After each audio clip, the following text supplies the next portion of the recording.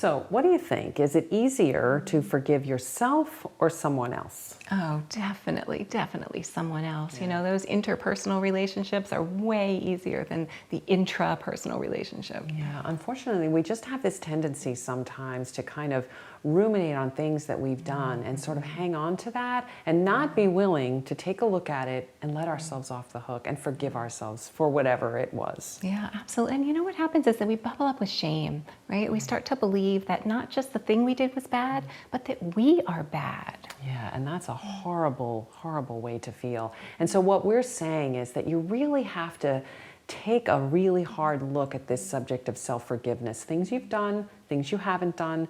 I know for me, that's been a really important one for me to just take a look at in my life and really face that, you know? Yeah, yeah, and there's a spectrum there, right? You know, there are little things and then there are some big things. And, you know, really walking through your life and figuring out what those are and taking the time to forgive yourself for each and every one of them. Yeah, and then understanding the damage that you do to yourself by hanging on to those things.